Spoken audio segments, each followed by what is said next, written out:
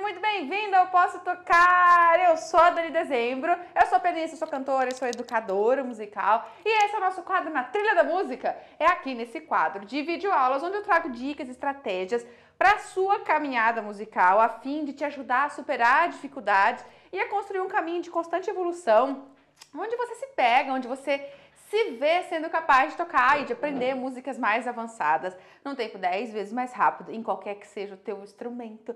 Hoje o tema da nossa aula é o seguinte: como pode ser fácil dar um próximo passo na música, avançar na música sem demorar muito e muito tempo. Sabe por que eu escolhi esse tema? Porque é muito recorrente.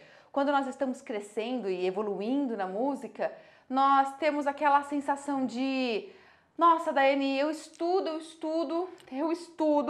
mas parece que eu, assim, não saio do lugar, que eu tô travado na música. É muito recorrente isso, essa sensação, não é? Quem não passou por isso? Eu passei, possivelmente você também já tá passando, porque você tá aqui me assistindo. E a gente precisa pensar nesse momento, quando estamos nessa fase, o que está acontecendo? O que está acontecendo conosco a ponto da gente se pegar travado? Como se a gente fosse um cachorrinho correndo em volta do próprio rabinho, assim, né? E não consegue sair do lugar. Sabe que essa sensação de não entender o que está acontecendo, ela parte de duas condições, assim, que você deveria analisar. Você tem que fazer um check-up consigo próprio. A primeira condição que você tem que analisar é se você está tendo conhecimento musical suficiente para te orientar musicalmente. Porque às vezes você está travado porque você não tem conhecimento musical suficiente. Você está literalmente perdido e perdida. Então você não consegue entender a parte estrutural da música que está tocando, você não entende a parte formal, você não entende a parte rítmica, a parte harmônica. Você está cru, você está começando na música e tudo aquilo que está se apresentando na sua frente é tudo muito novo. E aí, quando você faz essa primeira análise, esse primeiro check-up, você fala: caramba, acho que é isso. Eu preciso cuidar melhor da minha base. Você já vai ter um direcionamento mais rápido, mais certeiro do que fazer, do que é preciso nutrir em você para que de fato você destrave o que você está se sentindo agora travado. Porém, se você fez esse check-up, fez essa análise e chegou à conclusão de que você já está entendendo, lógico que você não sabe de tudo na música, porque, né, a gente nunca sabe tudo, a gente está aprendendo, está evoluindo. Só que você está diante de um repertório, de uma música, que você entende ela ritmicamente. Se você tiver que fazer o solfejo melódico, o solfejo rítmico dela, se você tiver que tirar ela de ouvido, você tira. Mas acontece que na hora que você está treinando para dominar ela, a tua mão não te obedece. Se você sente que não vai, que esse conectar com a prática é à custa de muita insistência, que a sua mão briga com você, aí se torna um momento mais desafiador. Aí é o momento que você fala: o que eu faço? Não sabe, essa transposição, essa transferência de tudo que eu já sei, que eu já construí, que eu estou entendendo de elementos da camada rítmica, melódica, harmônica, isso eu estou entendendo, eu estou formando, estou desenvolvendo meu ouvido, estou desenvolvendo minha consciência musical, mas não projeta para o instrumento. Nesse momento, o que você precisa é começar a entender que existe um ponto central que você não está aplicando. Que ponto é esse? O que precisa acontecer? Você precisa aprender a educar o seu corpo para te obedecer. Você precisa aprender a ensinar a sua mão, o seu corpo, a controlar aquele movimento, aquela coordenação motora fina ou grossa. E isso demanda um olhar diferente para a hora que você está estudando. Eu vou deixar a Liliquinha fazer a sua participação especial para lá, porque agora eu quero te mostrar uma coisa interessante. Josh Kaufman é um autor de um livro chamado The First 20 Hours. The First 20 Hours, que traduzindo para o português quer dizer as primeiras 20 horas. Josh Kaufman, nesse livro aqui, ele traz para a gente um apontamento que faz a gente questionar aquela ideia de que a gente precisa de muitas horas para desenvolver uma habilidade. Aqui, nesse livro, que é um livro denso e que eu recomendo a leitura para você, ele tem um lado ruim de não ter tradução ainda, né? Então, você consegue ler se tiver com o inglês tranquilo, senão você não vai conseguir ter acesso, mas se você já tem já estudou inglês, eu recomendo essa leitura, tá? Nesse livro ele aponta sobre o quanto nós superestimamos a teoria das 10.000 horas para se desenvolver uma habilidade musical, o quanto que nós, na verdade, acabamos confundindo essa teoria, que é uma teoria baseada numa pesquisa séria, sim, mas que é uma teoria que estuda pessoas que atingiram um alto nível de performance, de rendimento e de altas habilidades nas diferentes áreas, atletas, músicos. Então, pessoas que atingiram assim o topo daquelas habilidades em que elas estavam se dedicando. Esse estudo chegou à conclusão de que essas pessoas treinaram ao redor de 10.000 horas e a ponto de refinar extremamente a sua habilidade e por isso chegar na excelência, no topo. Agora, no livro, o Josh Kaufman traz pra gente que a gente pode, deve e precisa aprender a estruturar melhor o nosso processo de aprendizado, para qualquer que seja ele, para qualquer habilidade que seja ela. Eu estou trazendo aqui conectando com a música, porque o Josh Kaufman, nesse livro, ele mesmo se colocou à prova para aprender diferentes habilidades, e uma delas foi tocar o ukulele. Ele treinou outras habilidades, ok? Mas ele também colocou a música como um desafio para si próprio, para testar isso. E dentro desse processo que ele foi percebendo, em 20 horas, ele desenvolveu a sua habilidade de dominar o ukulele. Ele não estava no topo da habilidade, ele não estava virtuosístico, tocando as coisas mais difíceis, mais complexas que já foram escritas, foram compostas para o ukulele. Não, mas ele desenvolveu a sua habilidade musical. Ele desenvolveu a base necessária para alicerçar a construção da habilidade musical pela qual ele expressou no ukulele. Ele conseguiu fazer isso em diferentes áreas também. E ele mostrou pra gente que 4 passos são fundamentais para que a gente consiga fazer isso. Dentro desses 4 passos, o primeiro é decompor a habilidade. O que é decompor a habilidade? É quando a gente está diante de algo que nós vamos começar a treinar, que nós vamos começar a desenvolver, então a gente sabe que esse algo, ele deve ser treinado em partes, e que esse processo de decompor em partes, que são partes fundamentais de um todo, vão gerar a construção do todo. Então, dentro desse primeiro passo dele de decompor a habilidade, entra o ponto central, que eu estava a falar quando eu falei que você precisa ensinar o teu corpo a te obedecer. Se você está ali diante de uma música, treinando aquela música e não consegue ter o resultado, pode ser que você está pulando esse importante olhar de que você precisa parar e cuidar do movimento necessário para que meu corpo me obedeça. Eu preciso ensinar aos meus dedos o que eles têm que fazer. Qual é a movimentação que esse dedo faz enquanto esse aqui também está fazendo? Eu preciso olhar para o meu corpo, eu preciso enxergar a movimentação que eu tenho que fazer, no que eu tenho que prestar atenção. Agora veja, eu consigo ter esse foco, esse olhar na movimentação técnica do que eu estou ali buscando desenvolver, do que eu estou buscando aprimorar, se eu tenho um segundo passo junto. Segundo Josh Kaufman, são 4 passos. O primeiro é decompor a habilidade. Então, eu vou fazer em etapas, em partes. O segundo é que eu tenho que aprender o suficiente sobre aquele assunto para que eu tenha condições mínimas de me corrigir durante o processo. Para que eu não fique treinando de forma errada e nem perceba que eu estou treinando de forma errada. Porque aí eu caio numa repetição puramente papagaio, onde eu só repito e depois lá na frente eu acabo tomando consciência que eu perdi um tempão e aprendi uma coisa errada. Então eu tenho que aprender o suficiente ali, o que é necessário para eu ter essa autossuficiência para me corrigir. Então se você está diante de uma música e você sabe como deve ser a parte rítmica dela, sabe de verdade, com segurança, como é a parte harmônica, se você analisa essa música, toda a estrutura musical dela ali, toda a base estrutural dela, você tem consciência, seja na dimensão harmônica, rítmica, melódica ou musical, você vai conseguir se corrigir e você vai conseguir ter esse olhar para decompor a habilidade em partes que vão sendo sucessivamente construídas, agrupadas para formar o todo. E ainda vem um terceiro passo que é essencial durante o teu estudo, que é remover as barreiras da distração. Então, o Josh Kaufman fala da importância de manter o foco, e a gente não tem dúvida disso. Você que estuda, se por um acaso quando você está estudando, você se dispersa muito, dificilmente você consegue atingir esse nível de profundidade, de concentração, de ensinar os movimentos para sua mão. E por que não? Porque você está se distraindo. Então, é uma somatória de 3 fatores ali, ok? E um quarto e último fator é que você precisa praticar dessa forma por no mínimo 20 horas.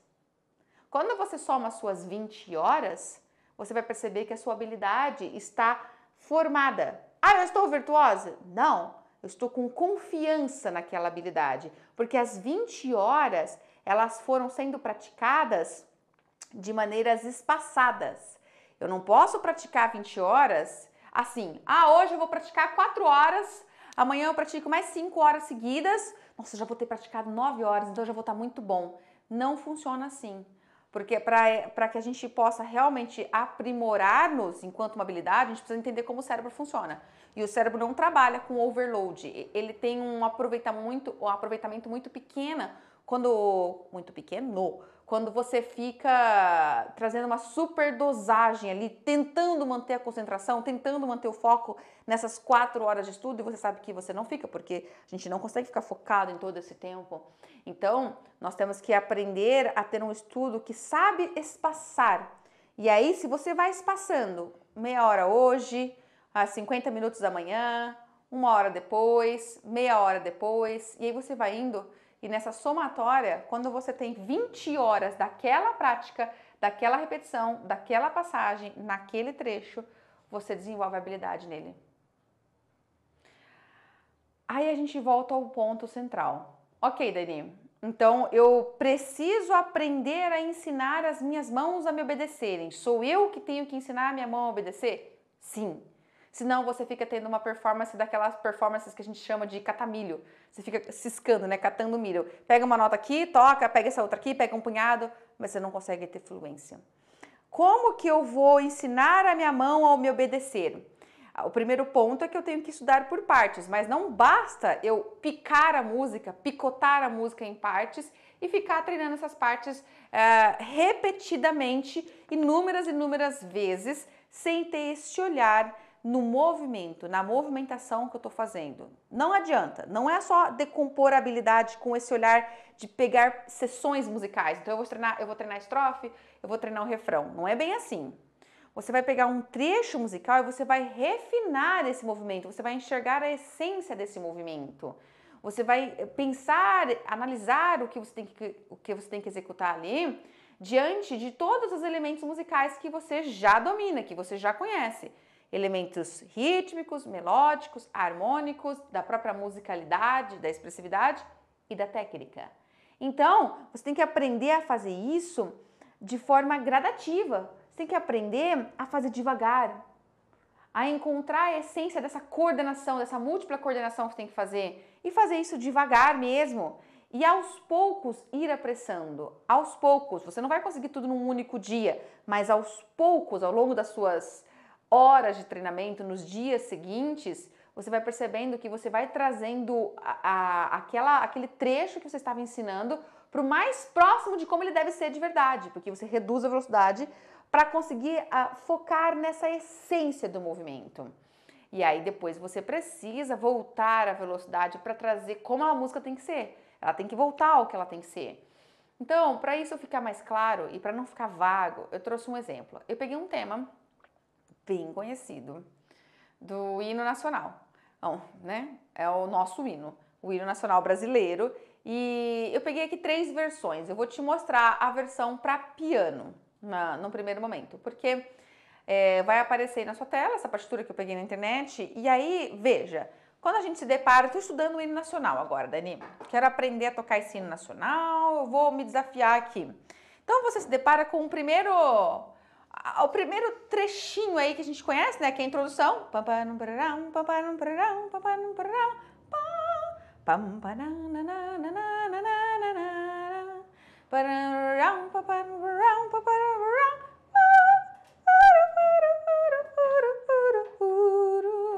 Você conhece, né? Claro. Então, aí você vai começar a estudar.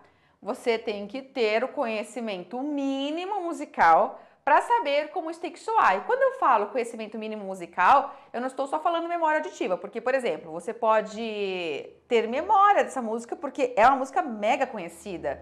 Então, você sabe como ela tem que soar pela memória, pelo que você já conhece dessa música. Mas a questão não é essa, você tem que saber. Vou analisar essa música aqui. Nessa partitura que eu estou te mostrando, ela está no tom de si bemol. Então, eu sei que está em si bemol e eu sei que ela é um 4x4 e que eu tenho que fazer a leitura dessas células rítmicas aqui. Eu tenho que saber do ponto de vista rítmico como que isso vai soar. Pam, pam, pararam, pam, pam, pararam, pam, pam, para 1, 2, 3. Eu tenho que distribuir a linha rítmica, quantos tempos cada uma dessa vale. O que eu estou querendo dizer é que eu tenho que bater o olho nessa partitura e eu tenho que ter clareza musical de como ela deveria ser executada, independente se eu conheço ela ou não. Tá? É que, claro, para você que conhece essa música, você vai automaticamente para o ouvido. Mas imagine que você vai transferir isso para uma música que você não conhece. Você não vai se apoiar na memória auditiva para conseguir. Você tem que ter o conhecimento mínimo para se autocorrigir. Então, do ponto de vista rítmico, você tem que saber. Do ponto de vista melódico, você tem que saber que você vai estar numa escala de si bemol. Você tem que saber qual é a digitação para essa escala. No caso do piano, qual é o dedilhado, como que eu me desloco no instrumento, que memória tátil motor eu tenho que ter sobre essa escala. Eu tenho que saber que acordes que eu vou estar fazendo. Uma vez que eu fiz essa análise sobre a partitura e eu sei tudo isso, agora eu preciso ensinar a minha mão a me obedecer. Porque eu já sei como tem que ser. Meu cérebro sabe, meu ouvido interno sabe, minha musicalidade sabe, a minha mão não sabe. Ela precisa ser ensinada. Então eu vou ter que ensinar ela a primeira coisa que é essa rítmica aqui. Tá vendo? Pam, pam, pararam. Só que você vai ver que logo que vai chegar no pam, pam, pararam, vai chegar num acorde. Tem 3 notas juntas ali. Então eu preciso ensinar a minha mão a sair de notas que estavam apenas numa dimensão horizontal, uma notinha após a outra, que é o que acontece com o Fá, Fá, Mi, Fá. E na hora que ele vai para esse Si, a minha mão precisa aprender a tocar 3 notas de uma vez. E ela vai tocar essas 3 notas de uma vez de forma muito rápida, porque a música é pam, pam, pram, já chegou, pam, pam, pram. Então eu tenho que ter um reflexo de achar 3 teclas de maneira muito rápida, de me deslocar no instrumento muito rápido. Isso é difícil. E eu preciso, então, trazer a velocidade para baixo para ensinar primeiro a minha mão a mapear onde estão essas 3 teclas. Eu preciso saber, é aqui? É aqui. Ah, é aqui. Ah, tá, é aqui. Então tá. Vocês viram que eu já puxei a velocidade para trás. Eu estou ensinando a minha mão na parte tátil, motora. Tá, então tá. Eu estou ensinando a minha mão. Olha para o instrumento, ensina a sua mão a se deslocar sobre esse instrumento. Ah, eu aprendi. Então, eu vou ter que fazer mais devagar porque eu não estou conseguindo. Tá, eu vou devagar. Então, hoje eu ensinei a minha mão numa velocidade que não é a velocidade original. Tudo bem. Eu ensinei a minha mão a atacar isso. Porque nessa escrita aqui, eu preciso ter essa leitura vertical nesse momento. E além dessas 3 notas que estão na clave de Sol, existem 2 notas que estão na clave de Fá. Então eu preciso ainda ensinar a minha mão esquerda a entrar na parada. Então agora, além de eu estar focada nas 3 notas que eu tenho que atacar, eu tenho que ensinar o meu cérebro a coordenar a entrada da esquerda. Eu preciso ver esse movimento. Eu preciso ensinar isso aqui. E aí eu vou levar um tempo. Não adianta eu ficar tentando achar que eu poderia definir, que eu vou estudar a introdução da música. Hoje eu só vou pegar a parte da introdução, mas eu vou fazer a introdução do começo ao fim. É só a introdução, mas é a introdução do começo ao fim. Não, você vai ficar catando milho, você vai ficar brigando com a sua mão, porque ela vai errar. Não, você vai ensinar a sua mão a construir movimento por movimento. Ah, eu aprendi esse movimento, Dani. E aí eu vou indo de movimento em movimento, de partes em partes. Veja, por exemplo, se eu pego uma partitura para violão. Tá aí, vou projetar para você aqui a versão dela para violão, ó. Deixa eu separar aqui para mim. Vai aparecer para você. Na versão pro violão, que está aqui, essa música já está em Fá maior. O hino nacional, ora aparece em Fá, ora aparece em Si bemol, né? Existe uma questão ali de obrigatoriedade. Quando está na versão instrumental é num tom, quando é na versão cantada em outro tom. Eu só não me lembro, não me recordo agora exatamente qual é o tom associado com cada um. Eu só sei que existe sim. Quando o hino vai ser apenas tocado instrumentalmente, é um tom específico. E quando ele vai ser cantado, é outro tom. Ou Fá ou Si bemol, tá? Existe isso, você pode pesquisar isso por questões de legislação mesmo, tá? Enfim, aí essa aqui tá em Fá maior, é o solo pro violão. Então agora você vai ter a mesma estrutura, tem a mesma introdução aí, ó. É a introdução.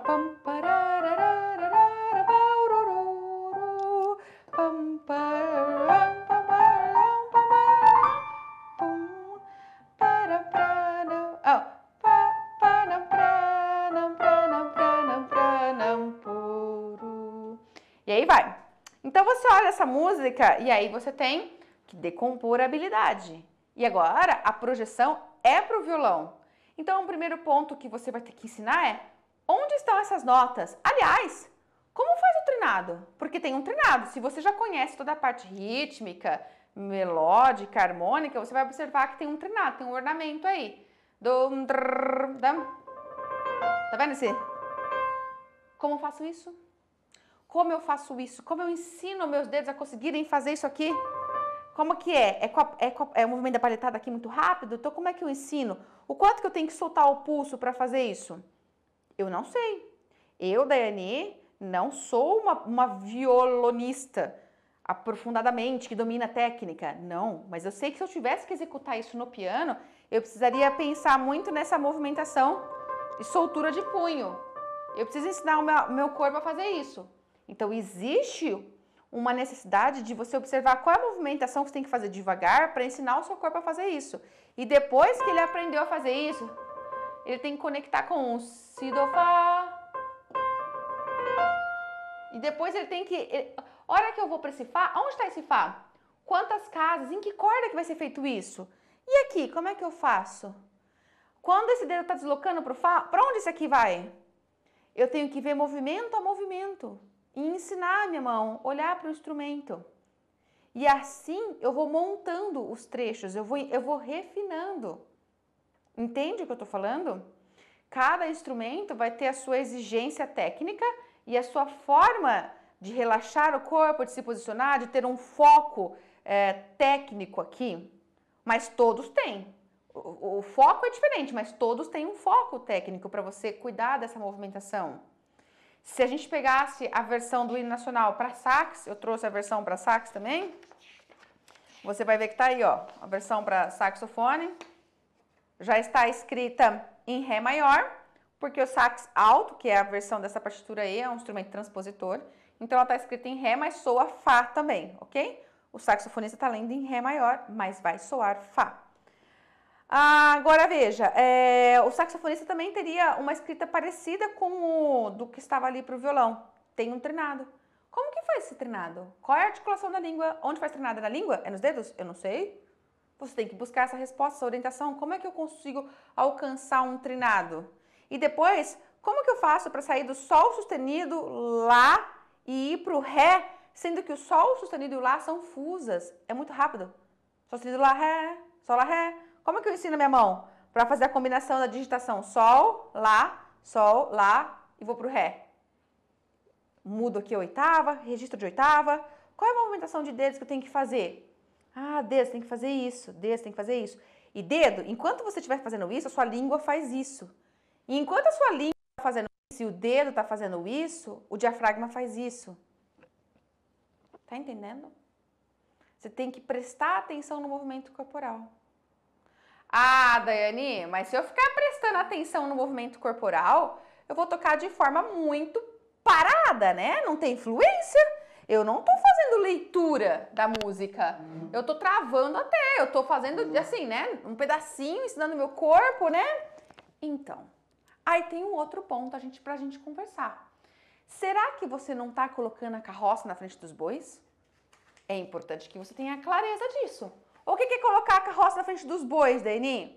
É você estar pegando um repertório que nesse momento para você é muito acima do que você domina tecnicamente. Então tudo é muito novo, você tem que pensar para fazer esses movimentos.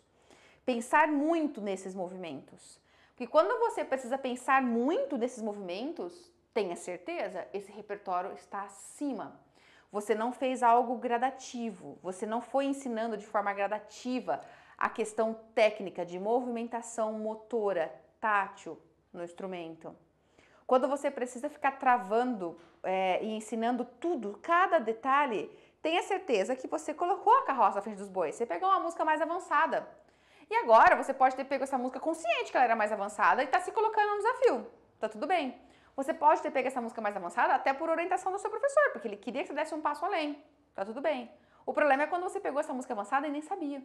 Você precisa também ter essa consciência de conseguir analisar. Será que eu não estou dando um passo maior que as minhas pernas e isso está dificultando o meu progresso? Porque nós temos que ser gradativos também. Não adianta eu querer que da noite para o dia você entenda tudo da linguagem musical. Lembra? O nosso cérebro não aprende assim. O nosso cérebro aprende com espaçamento. Ele precisa de tempo para absorver as coisas, para reter o conhecimento musical. E esse tempo prescinde de constância. Então, eu preciso ser mais constante e eu preciso ser mais gradativa. Eu vou fazendo as coisas de forma mais constante e mais gradativas, para eu não dar ali uma super intensidade de algo que vai exigir demais de mim. E aí compromete sim a fluência da sua leitura, sim. Ao passo que se tiver um repertório sendo mais gradativo, não compromete a sua leitura tanto assim não.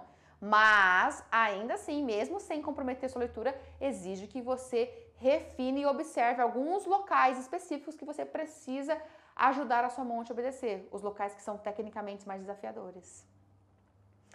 Ah, Daini, então você está querendo dizer que eu preciso ter um professor para me orientar, para eu tomar cuidado e não dar um passo maior do que a minha perna? Precisa. Nós não aprendemos nada sozinhos. Melhor dizendo, a gente pode aprender muita coisa sim sozinho, mas dando cabeçada, errando muito e sofrendo as consequências desses erros. A gente aprende pelo sofrimento, pela dor. Pode sim, quando a gente tá querendo fazer tudo sozinho, mas a questão é por que fazer tudo sozinho? Se existe toda uma sabedoria já e se existe tanto material, você pode ter diversos caminhos de ter um professor te orientando. Pode ser um professor que você contrata para te dar aula ali do seu lado. Pode ser um professor que você vai fazer aula na igreja. Pode ser um professor que você acompanha na internet através de um curso online. Pode ser um professor que te dá aula ao vivo, mas individual, só você e ele, também pela internet. Pode ser um professor que você aprende seguindo videoaulas dele no YouTube, mas você tem que ter uma orientação. Entendeu? Sozinho não existe. O que a gente chama de autodidata não é sozinho. Ok? Tem um modelo. Você precisa de um modelo para que você tenha condições de entender essa gradatividade, para não ficar perdido e para não ter que depois desfazer vícios. Porque é muito chato quando você ensinou uma coordenação errada para sua mão. Porque você foi dando cabeçada, porque você achou que era um caminho, porque você foi buscando pelo ouvido. Eu fui ouvindo e fui tentando imitar o som. Tudo bem, mas você vai acabar trazendo vícios que comprometem a sua técnica, compromete uma evolução mais profissional, compromete uma evolução mais ergonomicamente saudável. Às vezes você se machuca, às vezes você desenvolve tendinite, acaba desenvolvendo outros problemas até de saúde mesmo. Então, assim, você tem que ter uma orientação para aquele conhecimento técnico ser aplicado da melhor forma possível, para que ele potencialize a tua coordenação motora, para que ele te ajude a ser uma conquista daquela música, porque você vai sabendo, quando você olha para a música, sabe todos os aspectos que estão ali, inclusive os aspectos técnicos. Não quer dizer que você tem que saber tudo, senão você não estaria estudando aquela música. Quer dizer que você tem que ter noção do que é necessário saber previamente para que você realize aquilo correto. Entende? Ah, Daini, mas é onde entra a história da gente ter que estudar muito para conseguir ficar bom? A gente não tem que estudar 8 horas por dia para conseguir ficar bom mesmo na música? Você está deixando cair por terra toda essa ideia de que para a gente dar um próximo passo na música, não precisa dessa intensidade de dedicação. Só precisa de uma mudança de olhar. Como assim, Dani? Me explica isso melhor. Esse ponto de vista foi demonstrado não por mim. Foi demonstrado já pelo Josh Kaufman. Aqui. Existe um trabalho que ele fez aqui que você pode buscar saber mais. E é importante que a gente entenda e deixe muito claro a diferença entre buscar virtuosismo e desenvolver uma habilidade. Porque o virtuosismo é refinamento absoluto de detalhes. É quando você entra num nível de alta performance, altíssima, competitiva. É onde você está tocando coisas que são dificílimas e nada na música acontece da noite para o dia e nem por um milagre. Vai ser muito rapidamente e eu vou conseguir rapidinho fazer isso. Não. Você, para refinar coisas muito detalhadas, muito finas, precisa de um tempo para o seu cérebro conseguir refinar esses movimentos. E o virtuosismo não vai surgir da noite para o dia, vai sim precisar de alguns anos. E como essa pesquisa das 10.000 horas que está aí, que você pode encontrar facilmente no Google, traz pra gente esse professor, é um professor de uma universidade americana, agora não me recordo o nome, mas que ele trouxe essa pesquisa das 10.000 horas para que a gente consiga atingir todo o potencial de uma alta habilidade mesmo. Essa pesquisa mostra que você alcançaria isso se você se dedicasse 8 horas por dia, você precisaria de 5 anos. Então tem anos aí na parada, se você se dedicasse integralmente suas 8 horas por dia nesse olhar, ok? Agora, quando a gente fala que você precisa de 20 horas, a gente não.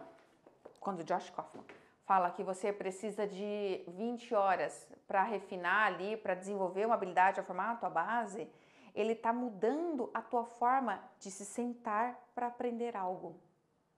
Ele está entendendo que o nosso aprendizado, e está provando que o nosso aprendizado de qualquer coisa, naquilo que a gente se proponha, ele pode ter um caminho mais eficiente ou um caminho mais lento. E basta a gente conhecer e optar. Porque a repetição, ela é importante em ambos os caminhos, tanto no caminho rápido quanto no caminho lento. Tudo que demanda uma internalização, uma automatização, precisa ter a repetição. A gente precisa repetir, ok? Agora, essa repetição pode ser mais eficiente ou menos. E quando ela é mais eficiente? Quando você não fica repetindo para corrigir o erro. Quando você fica repetindo para não ter o erro. Para otimizar o acerto. Porque a repetição ineficiente é aquela que você erra tantas vezes e você vai de novo porque você vai acertar. De novo porque vai acertar. É ineficiente. Você ensina o seu corpo o movimento errado. Cada vez que você repete errado, você está ensinando ele a fazer aquele movimento errado. E a repetição mais eficiente é aquela que você sabe que você precisa dedicar um pequeno tempo por dia com foco na área correta para ensinar o movimento correto ao seu corpo e fazer aquilo por 20 horas espaçadas. E isso vai trazer automatismo e eficiência e desenvolvimento de habilidade naquilo que você está treinando, naquela passagem daquela música. E aí você replica isso para todas as passagens das músicas que você está treinando. Entendeu?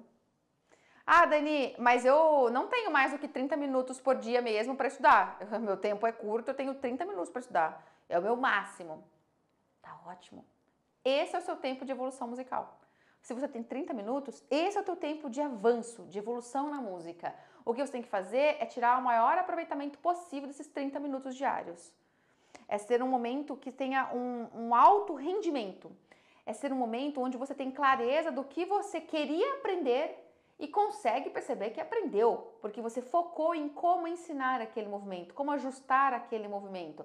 Você decompôs a habilidade necessária a ser efetivada, a ser formada, você decompôs. Eu preciso desenvolver uma habilidade para tocar essa introdução aqui do hino nacional. Você decompõe ela em pequenas partes e fala, mas antes de eu tocar a introdução toda, eu preciso primeiro ensinar a minha mão a fazer isso, sem perder o ritmo. Então você decompõe em pequenas partes e isso vai formar o todo daqui a um tempinho. Quanto tempo? Dia após dia. Uma meta hoje que se soma à meta de amanhã, que se soma a meia hora de amanhã com uma outra meta, e assim você consegue mensurar que você sentou para aprender aquilo e levantou tendo aprendido aquilo. Sem ficar apenas insistentemente tentando mais uma vez e não consegue. Tentando mais uma vez e não consegue. Entendeu? Ok. Então, para a gente encerrar a nossa conversa, nossa reflexão, tenha clareza de um ponto muito perigoso. Não fique estudando 3 horas num dia. Nossa, hoje eu tenho tempo, eu vou rachar de estudar, hoje eu vou me dedicar pra caramba. E depois você fica 4 dias sem tocar. Não vai ter adiantado. Por que não, Dani? Eu estudei pra caramba, eu me dediquei 3 horas, eu fiz um intensivão de dedicação ali. Tá tudo bem. O problema foi os 4 dias sem tocar. Os 4 dias seguintes, onde você não teve a manutenção do que você ensinou o seu cérebro de forma tão intensiva naquele dia que você ficou 3 horas. Não adianta, a gente tem que entender que o nosso cérebro aprende qualquer coisa por duas maneiras, ou pela emoção ou pela repetição. E a música entra no caso da repetição, porque é uma habilidade que vai prescindir de automatismo. E quando você está pensando nesse quesito da repetição, é muito claro de que a constância é um ingrediente que tem que estar lado a lado. Porque se você não é constante, se você não estuda no dia seguinte, e no dia seguinte, e no dia seguinte, se você deixa um vácuo, né? Você deixa um vácuo muito grande, assim, né? Você estuda um dia bastante, deixa um vácuo aqui e vai só depois pegar. Esse vácuo ocasiona um estrago em toda a tua memória que foi feita naquele dia aqui. Isso se perde, porque a gente precisa da constância, da frequência, para que aquele aprendizado crie raízes, para que de fato você se lembre do que você fez. Porque você estuda bastante num dia, tá tudo ótimo, mas quando você fica vários dias sem tocar, você esqueceu, a hora que você chegar lá no 5º dia, como é que era que eu tinha que fazer mesmo para ficar rápido aqui? Você esquece. Então você tem que recomeçar.